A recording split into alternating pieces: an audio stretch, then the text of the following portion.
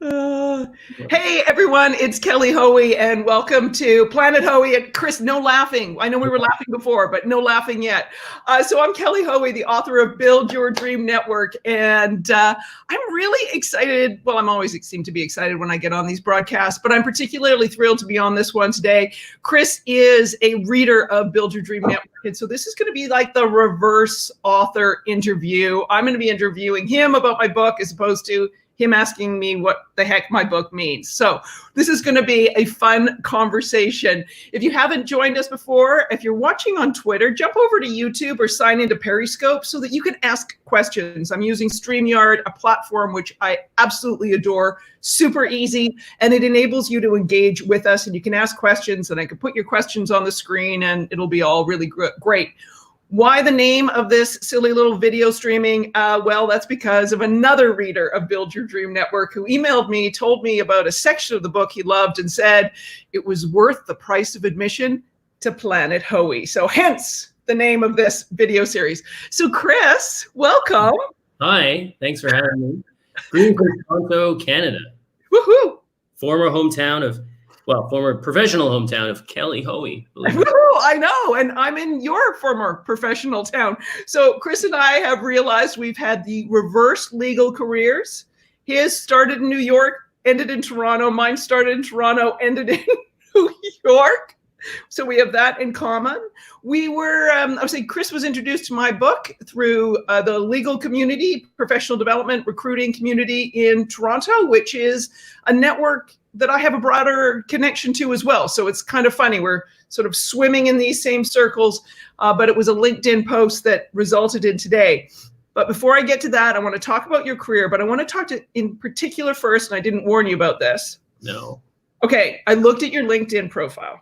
And I need to know, okay, and I'm going to read this from my notes, okay? Oh, what does it smell like in Britain's oldest library, and what is Britain's oldest library? Oh, that's a great question. It smells like really posh dust. Like the dust that you have in your regular place. Imagine like the dust that must be where the Queen reads books. It's at Oxford University. It's the Bodleian Library at Oxford University. I studied there. After I worked in New York, I fled and recovered by studying history at Oxford for 2 years, more or less just for fun. And they have many, many old libraries there. But the oldest is the Bodleian system. Yeah, it's great. Okay, posh dust. I love it. I love it. I love it. I love it. Okay, so tell us about your company. You're the founder of Tell People. Tell us, okay, give us your career, kind of quick summary. I've given the people hey, you were in New York, you ended your as a lawyer, you ended your legal career in Toronto as attorney. You started Tell People what that is and why you started it, and we'll jump from there. Okay. So I'm actually a twice retired attorney. I worked in New York City and retired from that job. And then eventually I came back to Toronto and was an Aboriginal rights lawyer here in the city. And I subsequently retired from that to start Tell People. So that usually makes me the most retired person in a room. Although I think, Kelly, you might beat me with your various career changes. I like that, retired. Yeah. Sometimes I think my whole career is just changing careers. Anyway, so I started Tell People, which is a consulting practice teaching storytelling and communication to professional people. So mostly lawyers, because that's my network of people. So when I started the business, it was the easiest for me to make connections into that space. And I'm sure we can talk more about the mapping and all of the procedure there. And it was actually it was in making those incursions, which sounds very military, where I first started using the book. That was my first use of Build Your Dream Network. And so I originally reached out to all my legal community, built this practice teaching lawyers how to talk to their clients and other lawyers. And it's slowly expanded into other professional verticals. So financial services, pharmaceutical, consulting, things like this. And I do that I speak at conferences, I train large groups of people, medium-sized groups of people, and then I work one-on-one with people in their offices. Yeah. So cool. Okay. So let's go back. We're gonna just dig through all of this kind of stuff. Let's go back. You posted on LinkedIn. Yes. saying that every time you start a new project, you turn to page 60 in particular, I noted. And you posted a picture of it. There it is. You and I can both share. There we go. Get this right. Share it. Of you, actually. That chick with the short brown hair. I don't recognize her. That was actually, you know what? That might have been the hardest part of the book tour. Is I had to keep my hair short and brown for like 3 years. Was that part of your? That can't be true. That wasn't part. Man, Random House is tough. No, I kind of did it because everyone was putting up the picture, and I was like, "Damn, I got to keep this hairstyle," and I'm over it. So, and that was a picture on the jacket that went in the cover of the jacket back in 2016 when they were finalizing the book, and I'm like, "Damn, I got to keep my hair like this." Okay, but back to our real conversation. Sorry. Page 60. This is this one in the chapter, how and where to start. And as I always say with networking, you start with your end goal so that you can then figure out the people to help you and how to communicate with them. So talk to me how you're using that in your business. Well, so I guess there are really like two stories. One is the like story that's come to fruition, which is the last 4 years of building Tell People as a consulting practice. And then I recently, I guess, started reinvesting it because I have this book project that I'm trying to get off the ground. So I can talk like more at length at the sort of business case because there's more detail. So, I mean, when I first started, my idea for starting my own business was just, I don't want to work at somebody else's business, which is a good reason to start your own business, but it doesn't give you a lot of direction on how to like make money or pay your rent or things like this. And so I had, like, it's fine. I have entrepreneur friends, but I'm kind of floundering around in the world, trying to think about what to do, making lots of lists, lots of notes, murdering whiteboards, things like this. And then I was reading your book and I saw this photo and I was like, oh, there are different ways to feel at the beginning. So I kind of have like more than no clue, but I definitely don't have a goal. And it would be a lot easier if I had a very specific goal. So I did some research, talked to a bunch of friends who had jobs that seemed like something I might like to do. And then I just picked a goal. I was like, let's build a training class for lawyers. So, lawyers have to do these professional development training seminars. So I've been to lots of those as a lawyer, and most of them are not great. And so I thought I could probably let's see if I can build a training session better than what's currently out there and sell it to at least one law firm. So like, that's not a business, but it's a concrete goal. Right. And once I put like that flag in the sand, I was able to all of a sudden organize a whole path of activity that would lead to that. And of course, in the course of doing it, I met different people. I moved around, like I started to build certain networks or think about my networks in a different way. And so it wasn't just a linear path right to that workshop or that session, but until I could like plant this in the sand and say, that's where I'm going. And I need to start making decisions, yes, no, based on whether it's directing me towards this flag. I was just kind of spinning my wheels, is maybe what I would say. Yeah, I mean, that's like so super, super helpful because, I'm thinking about you. Your bigger goal was, I want to build a business. Yeah. There's an element of what is that business, and so that you could kind of narrow the focus. And then within building a business, there's different like little pieces of goals of like, okay, what is one thing I could sell to someone? All right. What's one thing more I could sell to those people? And is there anything else that, like this first one, can it be sold to somebody else? And all of those are like incremental goals that still focus you towards like your North Star of building your own business. Yeah. And it's funny, like it also, I think feel like I've seen you post this online at some point, this sentiment, which is like, you always have more ideas than you can act on. Lots of people have shared this sentiment. And this is for sure true when you have your own business, especially people also give you lots of advice. If you feel like you're having a shortage of life advice, tell people you're starting your own business and you will get more life advice than you ever thought was possible. You may or may not get business advice, but you'll get life advice.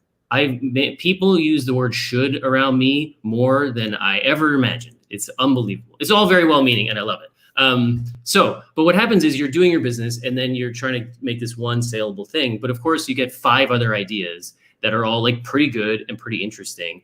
And before I had the book, I didn't know what to do with these ideas. I tried to carry them around all at once in my head. And so I was like this shopper at Christmas trying to buy presents for his extended family.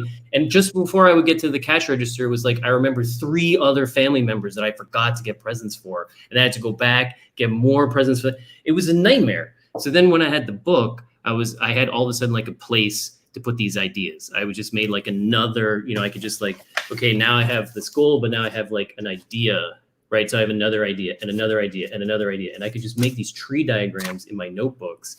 But because I started writing them down, I didn't have to carry them in my brain anymore. I could just be like, great, that's an amazing idea. I'm gonna deal with that next week or whenever, stick it in the book. And like, this is my second copy of your book. And the other one, like I just write all over. Like here's a list of ideas in the front cover that I just had when I was reading the book. So for a while I was writing them in your book, and then I thought, dude, you can afford a notebook. You can just buy yourself a notebook. I love that. I just want to answer this to show to yes. Love Mojitos. The video will be recorded and posted after. Yes, if you're watching this on YouTube, it's being live streamed to YouTube, and we'll sit there with that same link on YouTube. If you're watching on Periscope, you might be in my Twitter stream watching this on Periscope. You can head over to YouTube, and it'll be there afterwards. So yes, Chris and I for eternity having this conversation. If you are watching and you're just kind of lurking around, because I know people like to do that in my Twitter stream, you like to do that with the other things I do, come up to the table, let us know that you're there, come and talk to us so we can share these ideas, and you can ask Chris too about how he's using my book. So you literally have like this kind of flowchart tree going of, all right, build business, and then every time you have a new idea, do you take ideas off when you don't realize they don't connect to the top idea? I do when I run out of paper. So for a while I had this like giant whiteboard, and that's impractical for a bunch of reasons, mostly because it holds too many ideas. So I got them into paper. And like, to be honest, if you just like make notes and then make notes and make notes, eventually you forget. But it's okay because it doesn't feel, I think that like bullet journaling is a bit like this. I don't bullet journal like trademark, but it's the same kind of thing. So yeah, I guess that's true. I do take things off. And I also take them off because they fail almost all the time. Most of them don't work out. So that's another reason why I take them off. But that's a good way. And I remember once having a really great conversation with an entrepreneur who was looking at starting a new line of business. And we, in some ways, I'm going to say, kind of applying this mindset of like, okay, what's the purpose of this new idea, right? And how does it relate to your core business and how you make money? And in the course of that dialogue, some other things came up, and I'm like, but what does this relate to? That gets part, and so maybe some of these things some ideas may fail because it's not the right time for them. So it might be worth kind of parking lot them in there. But having this kind of flow chart to be able to say, how does whatever I'm trying maybe get me closer to that ultimate goal? Or is it just a distraction and like I'm building someone else's business, or I'm, you know what I mean? 100%. It's funny. One of the reasons I think the ideas that I have, I also have a lot of ideas that don't make any money. Like I produced a comedy show for a while. I made a music festival a couple of years ago. Like it was a charity thing, but like eventually I have to pay my rent. And so I'm really good at ideas I've discovered that don't make any money. So I also need a place to just like park those. But to your point about like keeping it, like having a reference point, like how does this idea fit in with my goal? I don't know if I didn't expect to use the book this way, but one of the litmus tests I've started to apply is if I have an idea, do I know people who can collaborate to make it happen? Like, do I have a network that can give life to this idea? That's not the exact rephrase. Mm-hmm. And the answer is no, I don't do it. Or at least like I immediately just park that in the future thing. And I think that's mostly because you have to like raise a village to make these things go. Right. And I presume you have many villages. Well, you document them in the book, right? You have all of these villages, and so that work is sort of already done. But for me, somebody who's just starting out, I am still in the process of like raising the town. And yeah, I haven't built that up soon enough, and I need to do more like with the towns that exist, because I have to live and I have to like sustain myself. Yeah. So that's something else I would say. So usually people get the sirens in New York, so they know I'm in New York City. But right now, if you can hear it happening in the background, you're hearing an old-fashioned dial phone, because I live in a building where I have one of those in my kitchen. Do you want me to talk while you get the call, or what? No, it's the guy. It's an internal phone system, but there's nothing fun. And I'm just like, someone watching this is going to be like, "What is that strange noise?" It's a rotary phone, kids. Wow. There we go. Old tech is sometimes good tech. But back to the real conversation. Right. One of the things we talked about when we prepped, yes, people, we prepped for this call. When we were talked before this call in this video, you had said you thought about networks differently, because you used to sort of think about networks as in sort of like a confined, like kind of geographic space, you know, after your sort of life in New York, and how reading this book changed this. And I think that ties into your whole thought about villages and the villages you have, because yeah, you may move from New York, which is a bunch of little villages, and Law, which is its own little village, to back to Toronto and do a bunch of different things, but you still have a tie back to all those villages, but you had looked at it differently in the past. Yes. Sorry, I was just making notes as you talk. I hope that's okay. It's helped me listen. Yes. Okay. Yeah. So I think what I was saying, especially when I came back, when I was at school in England, and then I came back and stopped being a lawyer again, I didn't have any more professional communities. I had moved back to Toronto not to take a job and not to go to school. And I felt extremely lonely, which is kind of crazy given, as you say, I've lived in New York, I have this community there, I have this community in England, I have this community in Toronto from before I left 8 years ago. But because I wasn't in a physical space, like a school or an office, like a geography, I didn't recognize the communities. And so for a while, I was just really lonely, inexplicably. And then part of what crystallized for me in the book is that community, of course, is not attached to physical space. It's a coincidence. And for sure, it's a lot easier to show up at a university and like meet 150 people. Like, that's amazing. I wish I could do that every day. But that's not the only place that it exists. And once I came to this realization, this makes it sound like it was like a light bulb moment, but of course it percolates over time. All of a sudden I was able to look around and see that, in fact, I know tons and tons of people.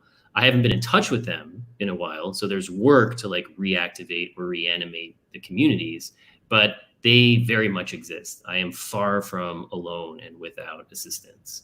Yeah, and I continue to think about that hard. Like, that's something I think about or remind myself on a regular basis, weekly or monthly.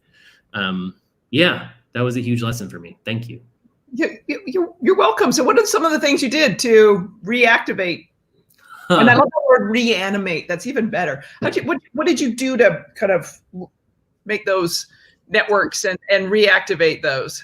Oh, this is a great question. So first thing I did, and I don't know if this is going to sound very simple, but I just reached out to people. Like, I just emailed them. So I'd been to law school as a classic example. And then I left. I went to New York, and most people stayed in Toronto. Then I quit and moved to England, and most people were still building their career in Toronto.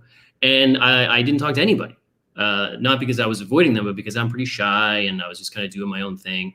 But I had like existed on Facebook. And so people were seeing this dude, like, why is he in England? I don't know what's going on. So then when I came back 8 years later, I just reached out to everybody I went to law school with, who I was connected to on LinkedIn, or I just went to the law firm page. I just Googled them, found their email, and just said, hey, I'm starting a business. Can we have a coffee? And 100% of the people said yes. And It wasn't because we had been like in touch every day. I know you're doing like 30 days of networking this month, and it's like try to reach out to people, like 5 people a day or whatever, which is amazing. And I'm trying to do that. But like, I didn't do that. I didn't even know that was something I should be doing. And I'm really glad that I didn't know I should be doing it at the time, because I would have been so embarrassed to reach out to these people who I'd known at school. But it turns out, at least if you're starting a business, people know it's hard, and my experience, at least, everybody was interested, like, wow, tell me about this thing you're doing. And 2, yeah, I'll buy you a coffee. Your life is going to be so hard for the next while. I'm now a partner in Toronto. I'm happy to flow you a coffee while you do this thing. But I want to go back to something on this, the people you reached out to. Yeah. You had a relationship with them back in law school. Yeah. Like you had some kind of strong connection. No, not even. We had been. Not even like no connect. Like when you were at law school, were you like a complete jerk, or were you like friendly with these people? So when I was in law school, I wore a tie almost every day for reasons I still don't understand. So I was friendly with people, but I wasn't like super. I wasn't like a social butterfly, like plugged in and network. Right. So like U of T law is like 200 students per year. So I probably was on like a first name basis with 100 people. Okay. And like 20 of them I chatted to and we were pals. But like for any of the 100 people that I just knew their name, and I like enough that I could find them on the internet, I reached out. And because the ask is pretty low. It's not like, hey, introduce me to your boss. It's like, I'm in Toronto. Can we have a coffee? Because Yeah. And you part of the point I'm getting to is like when you were at law school, I'm going to assume tie and all, you probably stood out. Yeah. My guess is you weren't a complete jerk. Maybe if these other people think you were, they could chime in now and let me know. But you weren't the classmate or colleague who, like there's an email and some kind of a touch point. There's been studies, University of Kansas and others have done this, that it's much easier to reignite an old friendship, or even if it was just a light touch one, much easier to reignite that than start a new relationship. And part of the reason why I say start with who you know, But if you had been a complete jerk back in law school, chances are, for me, like if you reached out to me, I would have been like, yeah, Chris, you were a turd in law school. Why do I want to talk to you now? That's nice you're starting a business, but who cares, right? But my guess is you might have been the kind of person at law school that other people were like, yeah, he was a decent sort. I'll take his call. I'll buy him a coffee. Oh, I think that's very fair. Absolutely. I think I would back that description of me at law school, a decent sort. Somebody just made a question and I was really nervous. They were going to be like, no, you were. No, he was. Let's have point, counterpoint. Who remembers that show? So like all this. Oh, I love this. This is hello, Mary Carty. This is a friend of mine who is in Dublin, Ireland. Love the low-level ask. It takes guts to reach out again, but it's also yes, it takes guts. You did the work in hunting these people down, right? In terms of figuring out where they were, what they were up to. You probably just didn't, jump in their email and say, hey, buy me coffee, right? You kind of little background, a little whatever. This is what you're up to. Look at you, this kind of stuff. This is what you're doing. Some kind of a connection. And if you had already that pre-existing warm relationship, in some ways it's a hard, gutsy ask, but in some ways it's an easy one. It also, let's not overlook the fact that all of us have busy, complicated lives. And so we don't need to hear from people all the time. Like you don't need to be buying someone coffee or having coffee with them every week. If you have some past history of building up strength, that it can be a light touch over time. Absolutely. It's funny, maybe, I guess two things. One is I didn't realize what you just said, like a light touch is okay. You don't have to be in touch constantly. Like it's okay to reach out with a low level ask to somebody you're not BFFs with. I didn't realize that until I read the book. So that was something else that really was empowering for me. The other thing on Mary's point is it's interesting. It's partly hard, or I think the reason it's hard for these low level asks is just because it's unfamiliar. So I think now I don't feel difficult at all about reaching out to people with low level asks. Like I'm still working through my contact list at law school, and there are lots of people who I bump into in the world and I would like to have a coffee. I have like a specific ask, and I feel much less friction about it now, but that's just because it's familiar. So I think it was equally easy 4 years ago, but I had zero practice doing it. So in that case, it felt very difficult. Yeah. I mean, well, there's a thing about rejection. And, maybe that's what some of what I try to do in the book is when I say, do your research, start with the people you already know, think about what's going on in their lives. It's like trying to reduce that fear of rejection. And that fear of rejection to me is what stops us from getting started. Yeah, 100%. 100%. I know this is an interview one way, but can I ask you questions, Kelly? Is that okay? We didn't agree. No, of course. That's why I waited until we were live to put you on the spot. But no, this is a question. So I guess what I'm thinking is, so in the book, one of the first case study that you have is how you built the alumni program at White and Case. Yeah. And so I just would love to hear other examples. So now I have this great tool, which is that if I've spend any time with you, I can email you and we'll have a coffee. I feel totally comfortable. But there must be other tools. Like I never reach out to people on LinkedIn or something. So like, what are some of the other ways that you did this? You built up the alumni network when you were doing that besides email? Oh yeah. So alumni networks are interesting because, particularly in professional services firms, because so many firms think they're kind of like a plug and play, like, here's the platform. Hey, it's lawyers, it's professional services. This is what you do, right? One size fits all. Create a website, offer professional development, throw a cocktail party every once in a while, send them news on new partner, appointments and office openings, and call it a day. Whereas, as you and I know from working at a variety of different firms, every firm is different. So different. They all have different cultures. So how do you build, how do you recognize, and I think this applies for individuals as much as for businesses, how your community interacts with you may be very different than a similar looking community interacts with the person who's in the center of that, right? So, a lot of people in my community, they sit on the sidelines and watch, and I know they're taking in their information and they're using that information. And sometimes they're like you, they put their hand up and they say, this is what they're doing. Yeah. Where other people will have people in their face all their time as their community. So, that was a really big thing with professional services firms, was to get what was. And when I was building that one particular alumni program, I was tasked with doing that at a time where I was given no staff and no resources. And I've talked about this one a lot, right? Yeah. So this is another thing when I think about networking and network building, what are the parameters you're operating in? There's always people who say, get inside, think outside the box. I'm like, nah. Get in the box. These are the only tools, the only resources, the only thing you have. How are you going to make it work, right? Because if you say think outside the box, wouldn't we all love to have endless resources, endless support staff, endless amounts of money to do things? But we don't.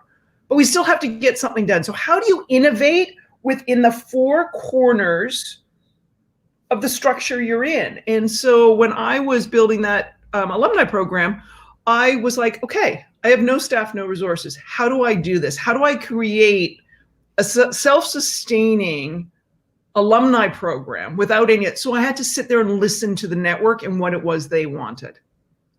And really how do they engage? What is the value? So I did surveys. Right. I went and did chats with some of the alums. I leveraged and built a stronger internal network, because I also realized, at the firm I was at, it's fine for me to be, the hostess of the mostest of alumni programs.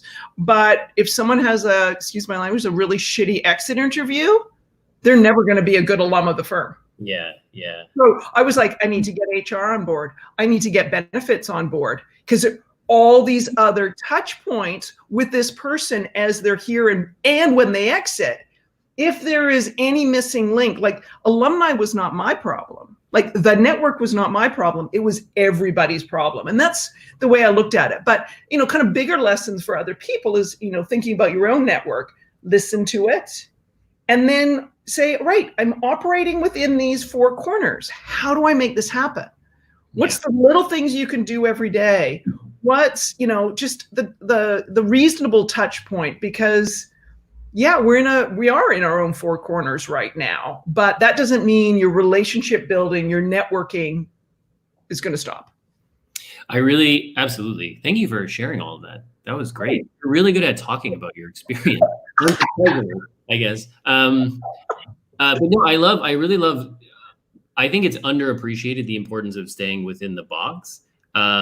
Because on the one hand, sure, it would be great to have lots of resources, but you also need to know what to do with those resources. And like, it turns out, like for me, it's similar, analogous position to you when I started this business. Like I didn't really view myself as having any tools. And if I had just been looking at all these other well-resourced people, I would never have seen that I actually have tons of tools. I know tons of people. I went to a law school. That's a huge number of people, just as an easy example. So that really resonates with me. Can I riff on that? Well, yeah, you can keep asking, but also if we think we need all those resources, we'll never get started, or we'll sit there and wallow in why we're not succeeding, rather than saying, and this is a great time to be having this conversation, because this is also the anniversary of Apollo 13. Okay, so if you haven't watched that movie, go and watch it. And there's the scene in it where they have to come up with a solution. It was the one for the air valve. And basically they throw down the material saying, this is what they have in the capsule. And we need to basically make, like a square plug to fit in a round hole to fit in the square plug. Like, we don't have the time to say hours and days. And we can't say, hey, they need a wrench, because they're up there in space and they don't have one, right? So what do you have at hand, and what are you going to do with it? And hopefully what you have at hand is your reputation, right? Your network, because you've been a decent human being for some period of time of your life, that other people want to help you because you've been there for them. And hopefully you've got some creativity, and boom, go for it. Yeah, that's interesting. Can we talk more about being there for them? Because I love what you said about just being a decent person. And because if you spend time with somebody and you're a decent person, like that's been a pleasant interaction, not a transaction, just an interaction. That person that's an opportunity for you to reach out and connect with them in the future. But I love something that I wrestled with also a lot when I was starting was this notion of reciprocity. So it's one thing to I was decent to all the people at law school. Like I was, we're all studying and we weren't making each other's lives worse. So that maybe counts as decent. But I wouldn't say that I was helping everybody. Right. And not because I was trying to hoard my resources, but because we're just doing our own thing. And that didn't seem to be. You didn't share your notes once? I mean, if people asked, I'd share mine. I didn't. Here we go. Facebook. No, but I guess what I mean is I guess I was really nervous at first reaching out to people, partly because it was unfamiliar, and I was scared, like Mary was saying, but also because, right, how can I ask you for something? If I either haven't stored up a favor in the past, or don't have on my horizon in the future an opportunity to repay it. And, at least when you're starting a business, it's a long road before you can start repaying favors, in some sort of sense. But I guess what I ultimately realized, or what I've started to practice, and I would love to know if you agree with this, is I don't think reciprocity now has to be reciprocal. So okay, good. I'm glad we're on the same page here. And it's funny because I also mentor a lot of students at law school, all these students, and they're constantly trying to buy me coffee, buy me lunch, because I'm helping them. And I always laugh out loud. It would be ridiculous for me to accept that. Of course not. You paid forward, you treat the next generation of law students. And of course, but then for some reason, I never thought about this in all the other aspects of my life. Right. And so now my approach is it's enough for you to do something for me if I know I will do something for someone. Right. And I think this makes the world better, but it also gets me out of this, I can't get started. I can't start asking for help until I can help other people. That seems like something else that doesn't need to be in the box. No, and thank you for bringing this one up, because this is actually one of those kind of favorite topics, particularly people who are in times of need, and that's a lot of people right now. Yeah. Hopefully that kind of networking generosity, which I think is a foundation, but the old notion of it, if I introduce you to someone, you have to introduce me. That's transactional, and that just, time out, right? And that doesn't work for me. It may work if that's what something I needed was an introduction in return. But what I think of it more as, Chris, and you're hitting on this, is like, how can you be like respectful of the other person's expertise? How can you be respectful of their time? Like, thank you. And like valuing the time they've given you, or valuing the way they say they can help you. And how do you kind of, let them know what you did with the information? Like, you don't just kind of, hey, thanks for that info, and boom, you're out of their life again for the next 20 years or whatever. Like, how do you kind of follow up and keep them in, ear and eye shot?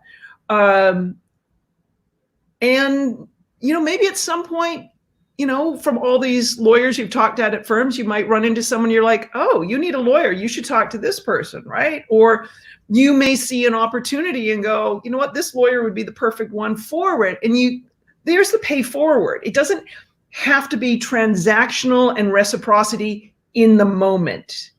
Relationships should be for a lifetime. So, you keep in that pool of people, the people who are the ones who are giving and taking. But I think the biggest act of generosity now is, understanding why you're reaching out to someone, being respectful of their reputation, their relationships, and following up. Oh, I like that a lot. And I think I agreed with it before, but I had not thought about it in those words. I love that, being respectful of their time and their expertise, especially because I have control over that. I have all the control over how much research I do into, whether I'm going to reach out to you, and also like how I'm going to take a minute instead of a second to write the email. Right. And and so like I also like that, because that makes me actually feel quite empowered, because I know I can make people feel special by thinking about them in advance. Right. So I like that a lot. Well, let me give you an example of 2 emails that I received. And it was actually both on LinkedIn, both from former colleagues. Okay. All right. And from the same firm and at the same amount, worked with them around the same time. Now, one was an associate, one was in marketing. One was in the New York office, one was in the London office. One of them was like direct colleague and we were in the same department. The other was like an attorney, because I was in management when I was at the firm. And the associate reached out, and it had probably been 8 years. The associate had read my bio, watched and seen what I had done, had been one of these people who, I remember following this associate's career, linked, sort of kind of made mention of the things that I had done since we had left, and that she had watched and thought this was amazing. Said, hey, this is what's been going on with my life. And it had started the whole email off with, by the way, you may not remember me, but you remember good colleagues, right? Yeah. And I remember an associate who was there, friendly, like say hello in the hallways, responsive if I needed something. But this is probably someone I had a very light touch overall relationship with, but enough of a light touch that it was a solid, warm one in terms of someone I worked with. And then made the intersection of what she was doing today with some of the things I was doing, and said, and by the way, in relation to that, I've got a question. If you have time, I'd love to get your feedback on it, right? So it was this lovely, like almost like a handwritten note, as I say, this LinkedIn email. It was almost like that. And this rush of warm feelings of someone I had worked with, and a time in my life that was really positive, professional time, came kind of gushing back, and it was fabulous. Let's go to the other person. Okay, so we're emailing on the same platform. Yeah. LinkedIn. The other person emails and says, hey, Kelly, what are you up to? So I thought I would have fun with it. So this is why people will know that maybe they don't want to ask questions, because maybe I'm not as nice as people say. So I thought, let me have fun with this. Or say, hey, Kelly, how are you doing? And I'm like, I'm good. Nice to hear from you. And the person came back with, what you up to? And I'm like, oh, hasn't even bothered taking at. Gets better, Chris, it gets better. I in-mailed back, because we are on LinkedIn, we're all on that same platform. I said, what am I up to? I said, I wrote a book. In-mail comes back. No way. What is it about? And Of course. So you can imagine when it finally got to what this person wanted, I was so deaf. I was so deaf. And part of it was like that the behavior, like, I think part of the why, this is maybe, maybe it was research. I wasn't me being a jerk. It was research. You think about how people behave when we worked in person with them. Right. And this is why I sort of say that light touch, and why I was getting at before, what kind of person were you at law school? Because this second person was no different, 8 or 10 years later.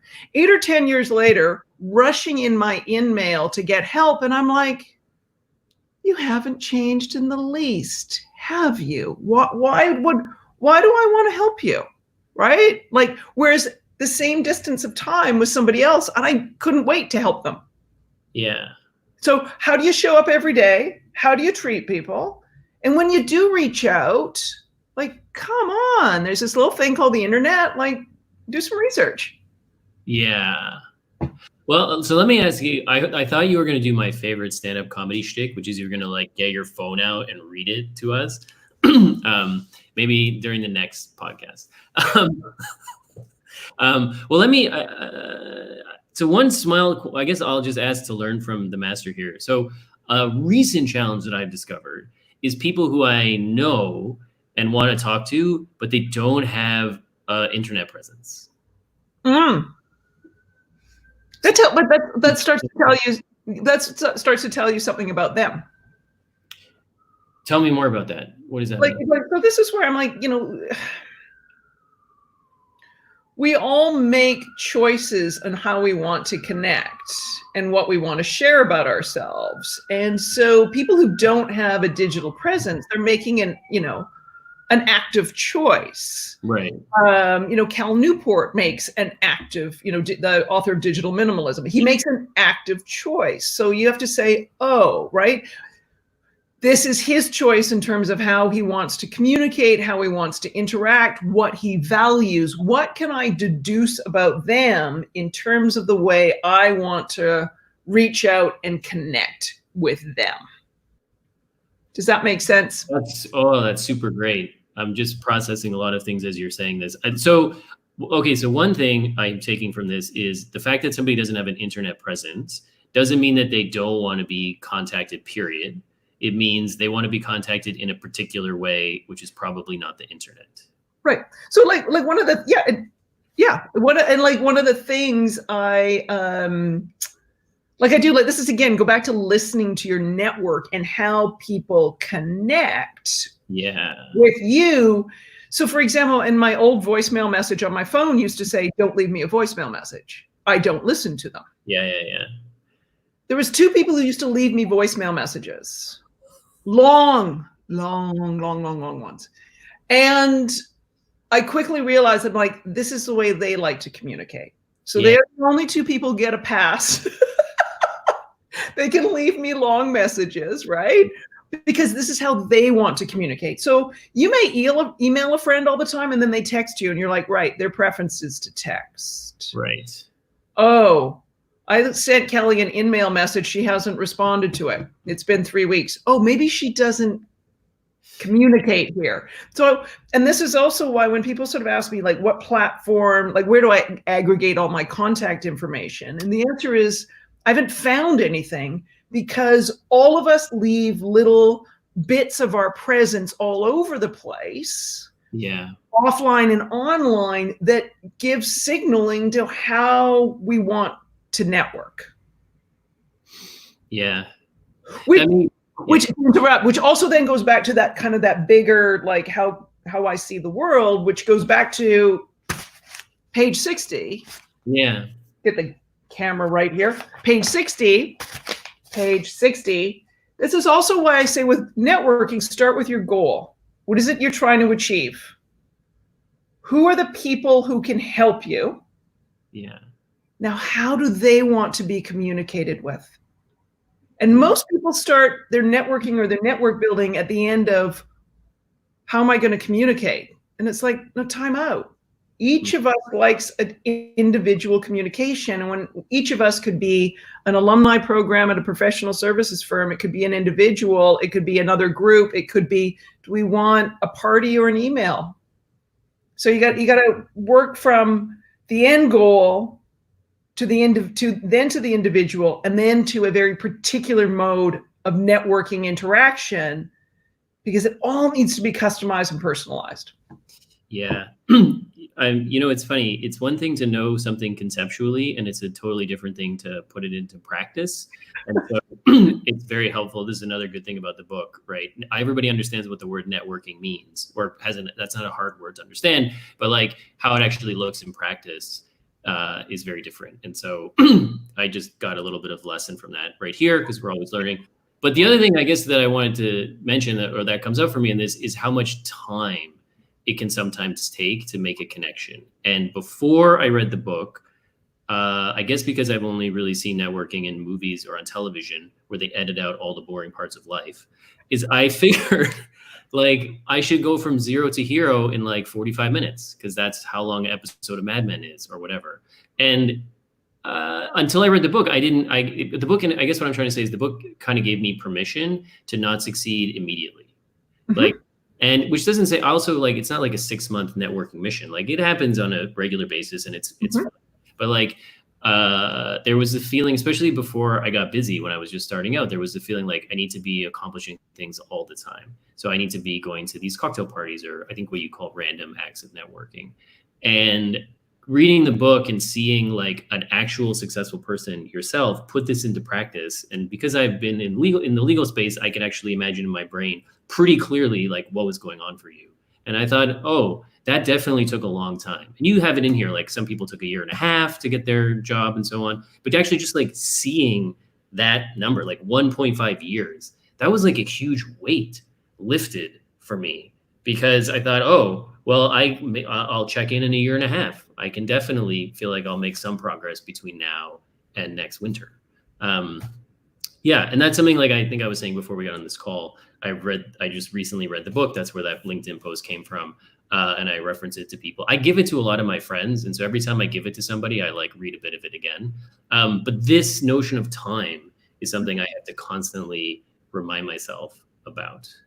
But I absolutely love that you say that, because so many people think about the time and they get frustrated, where you say that's actually a relief. Yeah, well, which isn't to say, so it's a relief from the frustration. So until I read the book, I was just frustrated. I was like, and I think, to be honest, that's kind of where this question was coming for about like non-internet people. Is that that's a great way to describe people who aren't on the internet, but people who don't have an active internet presence who I want to connect with. And it's very frustrating because the stuff that I'm at least familiar with isn't going to work here. Yeah. And so the immediate feeling, I guess, is like, this is going to take a while. But then the book is like a relief, because like, of course, it's going to take a while. Like you just said that to me in this comment, and it's already making me feel better. Yeah, but also too, this is where where you can abbreviate that time, right? You and I, though we didn't know each other before, there is, and as I set up at the beginning, there were some parallels, right? Like you're at a big, firm in New York. I worked at big firms in New York. It's like I wasn't at Sullivan and Cromwell. I was at Sidley when I was practicing law. So, but there's that familiarity, right? Okay. We're both Canadian. Okay. So of course all Canadians know each other. No, kidding. Yeah. But there was, there's these kinds of things that when you had reached out and you had mentioned, kind of who you would introduce the book to, it was like, oh, I bet it was because of this event that I did that my book got into these hands. And immediately I'm going back to that event in Toronto with, professional development, NELP, networking kind of thing. And I'm like, okay, I remember that. And it was probably one of these people that gave it to that person. So all of a sudden there's you and I weren't, to complete that. We're moving somewhat in similar circles, and then those circles start getting closer. But really what did it was how you reached out, right? Because I've had other people who reach out and connect with me, and they do it also in that very much like thoughtful, researched kind of thing, and it immediately fast tracks, to relationship building, versus the person who just magically finds my email and then is like in my face asking for something. Yeah, absolutely. And I guess it's funny. This is maybe a really banal thing to say, but I guess part of the notion of relationship building is everybody has a contact. Like if you can find a reason to connect with somebody, to send them an email, there must be these connections that you're talking about. So the fact that I'm able to reach out to you at all means that if we spend any time thinking about it, we'll be able to draw some overlap in our orbits at some point. And because we're both decent people, we are, enjoying that sort of exercise. If you don't know someone, then that's when I'm like, you pick up the book and you go to Jessica Peltz's case study at page 59, and it's all about how you cold email effectively. I'm going to go back. You said something before, with the amount of time. One of the readers of my book who left a funny remark in my mind, they didn't find my book helpful because all I did was showcase stories of people with successful networks. I'm like, you missed the point. None of these people were born with the equivalent of the Silver Spoon network. Sure. All of them built it, and they built it over time, and they all built it in incremental ways of, how they were a good colleague. When I think of Joe Styler, how they think about, think of Manisha Thakur, how she thinks about the needs of her network beyond, selling them, financial services, how Jessica with her outreach on a job, cold outreach, really thought about, right, how do I intersect with research where the opportunity is with my skill set and show them that I know what's going on. These people did it over time. No one kind of came swinging in with, the last name Rockefeller and had a network. Yeah. And, it's funny. I mean, I appreciate that. That's a funny comment from the person. Although not in their defense, contextualizing it, I don't think this is a challenge. I feel this all the time. There's no way to represent that time. So even if you write, it took 1.5 years to build a network, it takes 3 seconds to read that sentence. This is just a fact of trying to record lived experience. And if you just recorded Jessica's path, you had what is it called? A GoPro on her forehead while she was building the network, nobody's going to buy that feed. Yes.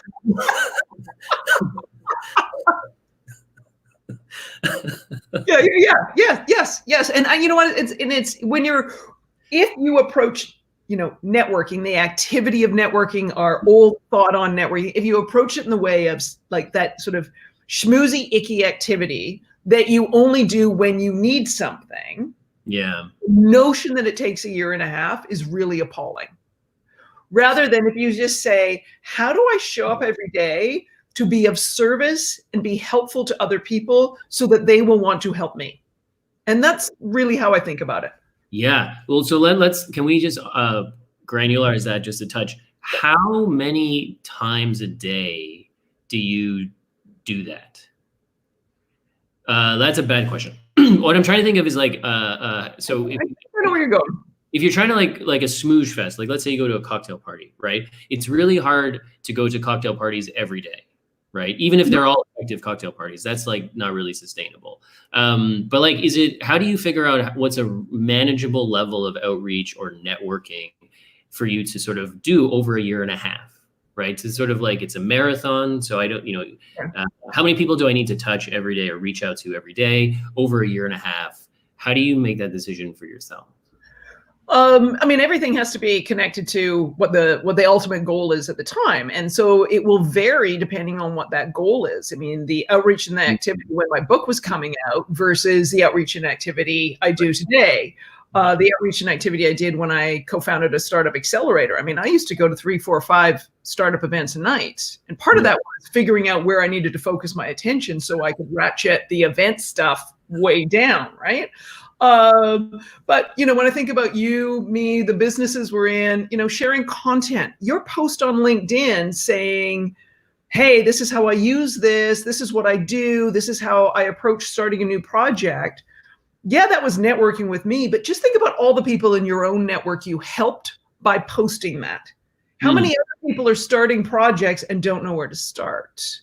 How many other people are like frustrated, and then you may say, oh, now, yeah, right. So you think there may be an element of, whether it's Instagram or LinkedIn or Twitter or whatever, that people think it's kind of the one way me marketing, but there's a way of thinking about it, to saying, how can I post information, even if it's about myself, that is posted in a way that can be useful to somebody else, to help them further their career, their business, their not-for-profit, whatever it is. So when I think about networking, I mean, everything I do is networking, because it's in networking in the sense of, how am I being helpful to my network? I like that a lot. And, maybe just to close the loop on this, something else, or another version of what you just said, like one of the reasons I posted that, well, actually there were two reasons I posted that post. One is, I'll be totally honest, I was too nervous to email Kelly directly. So I started with this post, and I'm sure this is a secret reason why that's such a great trick. Like when I was reading it in the book, I wasn't like, oh, here's a way I can be helpful. I was like, here is a way I don't have to send emails to famous people that I'm too nervous to email. I can do this indirect thing, which also turns out to be, I like your version better. I thought deeply about what you would like, how you would like to be connected with. That makes it sound, but I'm sure some people are listening and they're like, I'm just nervous, and it's a way to get around being nervous. So that was one of the things. But the other reason is, it's hard. I love what you said. You would go to 5 networking events a night, so you could just figure out the one that you need to go to and get rid of them. But I burned out sort of like that at the beginning when I was starting to tell people, and where I ultimately landed on is what you just described. How I read books all the time, and I like writing about the books that I read, not long reviews, but 200 words, 300 words, the length of a LinkedIn post. And so this has been, through trial and error, a way that I feel like it's sustainable for me to contribute to my community in a way that also furthers my various projects, in the way that you say. This is a sustainable way for me to be of service. Yeah. And it's a brilliant way to be. That's so brilliant in saying, oh, here's what I can do, right? I'm going to connect with them through this. You posting that on LinkedIn is that light touch in the periphery with someone you may not have talked to in a year and a half, and they see this post and they might go, oh, right, I got to talk to him about, right? Yeah. You don't need to land in their inbox and say, hey, you want to hire me, right? It's the equivalent of sending that article. That's why I often say to people, connect on these multiple platforms, sharing information, even if it feels like it's falling into an echo chamber of, or black hole of not being paid attention to. It may be, a year and a half later, someone pops in and says, wow, everything you write, it's really helpful. There's another colleague from the same firm who's a lawyer who's in the UK at the BBC, and it's probably about every 6 or 7 months, she responds to one of my weekly newsletters and says, wow, I really love this one. And I'm kind of like, yay, somebody reads it. But it's also, again, it's that light touch of boom, back in the relationship. Yeah. And I guess maybe another example of this, which I didn't invent, but it seemed miraculous to me when I started doing it.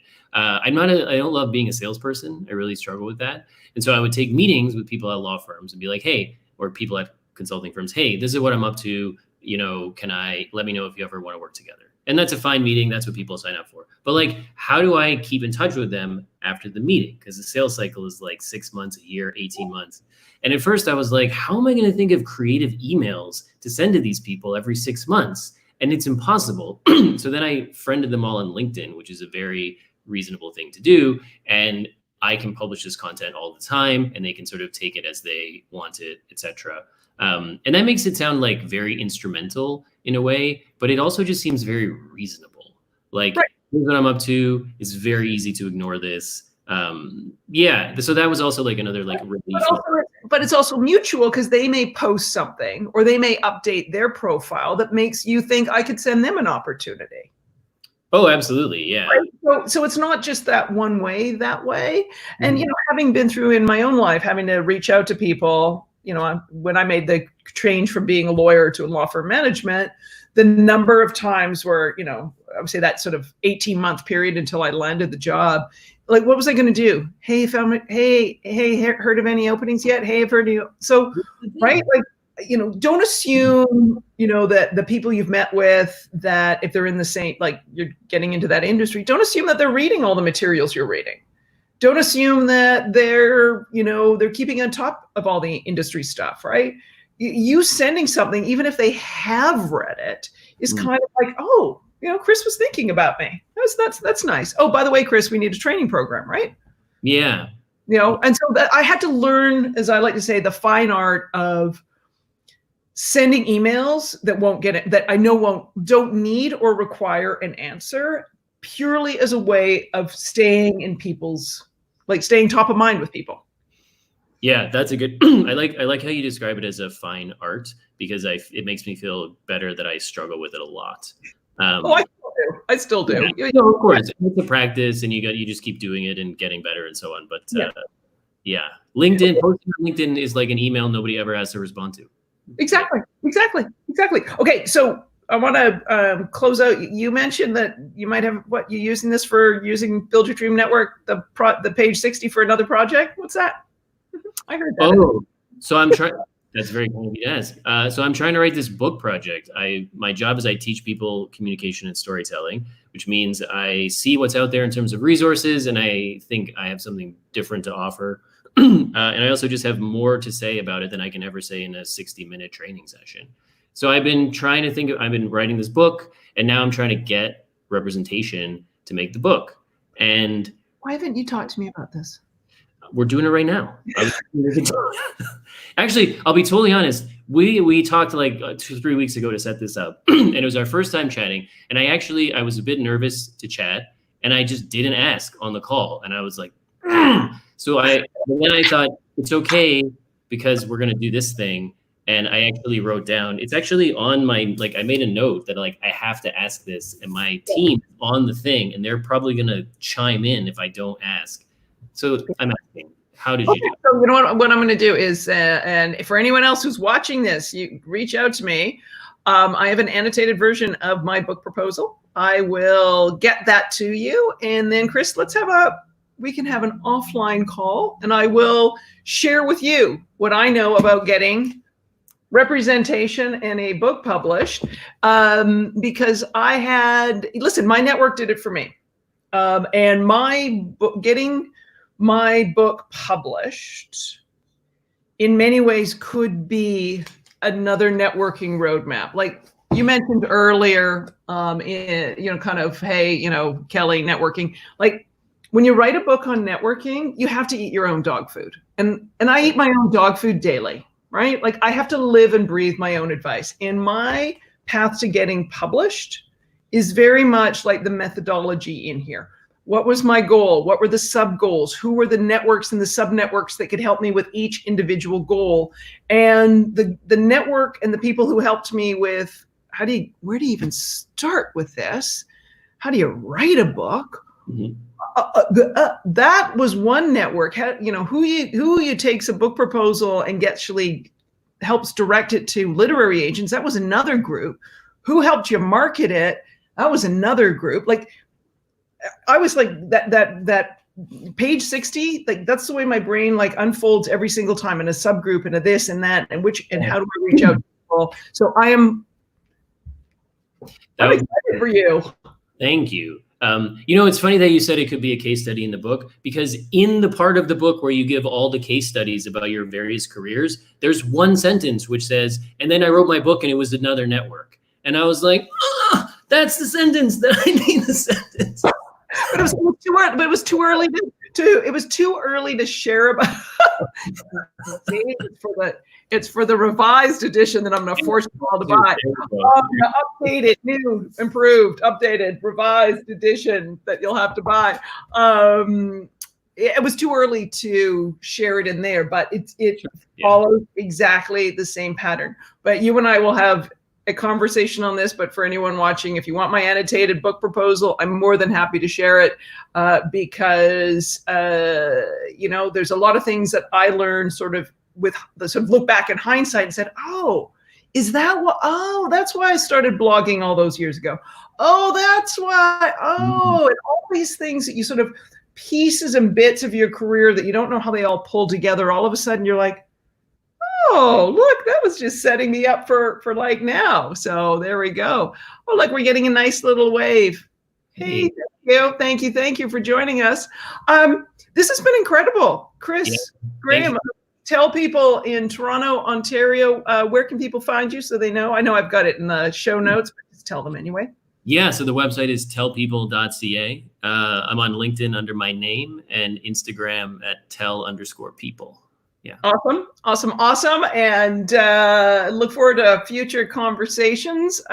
Email me and we'll set up the one about writing a book, and that will prompt me to remember to send you my annotated version of my book proposal, and we can walk through it on a call. And if you want to do it with your team as well, because yes, it takes a village to get this published. Thanks for having this dialogue and for sharing how you use page 60 and use the book. Really appreciate that. And hey, thank you. And I love mojitos too. Love mojitos. Please share this out, share this dialogue out, because listen, I can talk about my book all the time, but I really love it when I talk with a reader. And so if other people who are watching this have read Build Your Dream Network and you want to come on and talk to me about how you're using it and ask your questions, just hit me up, let me know, and all the rest of it. Yay, great to see you. Hey, Corrine in Texas. I've loved all of your updates and law firm changes and all that kind of good stuff. We should catch up. And first time, thanks guys, thank you, and hopefully see you all again. Lots more conversations coming up. I'll post on Twitter and on LinkedIn when those are coming up. And maybe Chris, you can come back and we can have another one of these conversations, and we can have it more around your business than my networking business. Yeah, that would be great. This has been putting you on the spot. I'm eating my own dog food here, 100%.